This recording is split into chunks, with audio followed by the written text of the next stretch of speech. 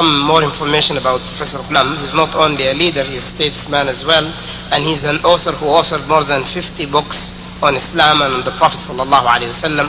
For those of you who want to get some more information. Whenever Prophet made that clarion call to obey only Allah, then opposition started. So this through madrasas, ulama are produced. It is Islamic khidmat, it is Islamic service, no doubt. Tablighi Jamaat Islamic service, no doubt. In the same way, if you simply preach as wise as Mufassir Quran, millions of people may listen to you and the vested interest will not oppose you.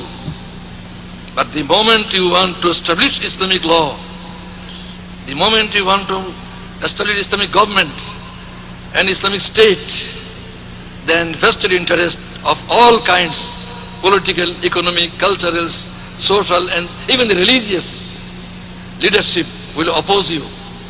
And that happened in the case of every prophet. There is no prophet who escaped this kind of opposition. Only two names I find. One name is Adam alayhi salatu wassalam. He was the first man, there was no other person to oppose him. The second name is Hazrat Sulaiman alayhi salatu wassalam. His father Dawud alayhi salam, through long struggle, established Islamic state in Palestine. And his son Sulaiman alayhi salam was also a prophet. And he inherited that state, so it was not possible for anybody to oppose him. Without these two names, you will not find a third name in the Quran or in history where vested interest tolerated any prophet. It is for this reason I am not tolerated. It is for this reason Hassan al-Banna Shahid was not tolerated. It is for this reason Maulana Maududi was not tolerated. It is for this reason many other people will not be tolerated. It is quite natural. Alhamdulillah, in Bangladesh, Islamic movement is going on and it is opposed as it should be. And because of this opposition, we are confident that we are on the right track. I request you all to pray to Allah so that Islamic movement succeeds everywhere, wherever Islamic movement is going on. Alhamdulillah, throughout the world, Islamic movement is going on. In my country also, Islamic movement is proceeding towards progress. And I request you to make special prayer for Bangladesh, because Bangladesh is a small country, geographically isolated from the whole Muslim world. From Pakistan to Algeria, you will find Muslim countries. From Nigeria to Central Asia, you will find Muslim countries geographically contiguous. But Bangladesh is a country surrounded by not a friendly country. And near about Bangladesh, there is no Muslim country. There is another block of Muslim countries from Malaysia to Indonesia, Brunei, etc. But this is a small country of 55,000 square miles only, with 120 million people. And of 120 million people, over 100 million are Muslims. The second largest Muslim country in the world. The highest number of Muslims being in Indonesia.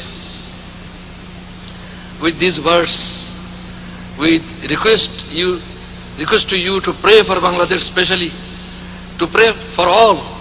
But I demand special prayer for Bangladesh because it is isolated from the whole Muslim world.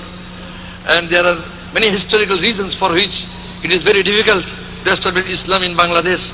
But there are Muslims who are very much devoted, and let us hope that if we try to follow Muhammad sallallahu alaihi wasallam in practicing Quran as he did, in Muslim countries there are Islamic movements, and all the movements are deriving guidance from the Quran in the same manner. And I will request everybody to join Islamic movement, whether in this country or his country of origin. Unless you join Islamic movement, you try to establish Islam, try to establish Islamic government and Islamic state, you will not be able to follow Quran as exemplified by Prophet Muhammad sallallahu alaihi wasallam. At the end, I must say, as Brother Nasim also said, Prophet Muhammad sallallahu alaihi wasallam, he exemplified Quran. He was embodiment of Quran. He was living Quran. He was real Quran.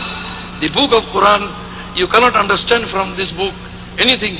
You will be misguided if you don't try to understand Quran through the life of Prophet Muhammad sallallahu alaihi wasallam. If you separate the Quran from the 23 years movement of Prophet Muhammad sallallahu alaihi wasallam, you will not only be misguided, you will not be able to understand even what is Quran.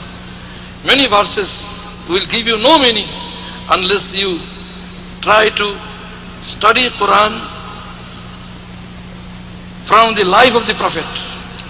These 23 years of life of Prophet, it is the real Quran, and he is the real Quran, the living Quran, the actual Quran, Quran in practice.